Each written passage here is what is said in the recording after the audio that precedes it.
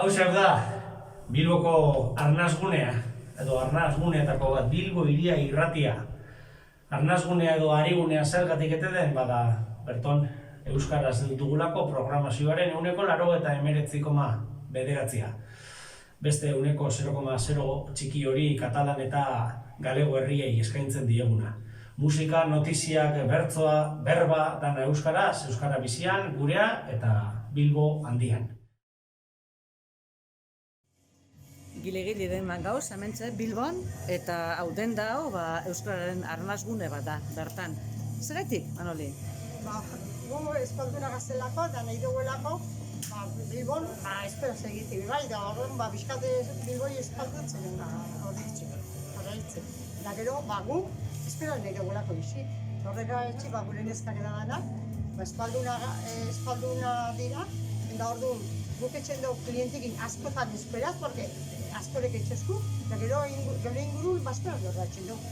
Eta ingurutik kanpa parte zarrin be, guk esperaz berratzen dugu, porque guri danak esperaz berratzen agur, ero behin hori, porque esperaz berratzen dugu.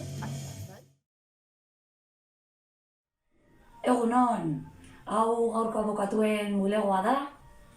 Hau arnasgunea da, hemen nahi dituzun tramiteak euskaraz egin ditzakezulako. Kaixo, Bira Kulturgunean gaude, orain dela 4 urte jaio zen herri proiektua euskara sustatzeko eta gehien bat euskal kultura sustatzeko. Hemen antzerkia, bertsoak, kontzertuak denetarik egiten dugu. Beraz, gogoak bai dituzue, hona etorri.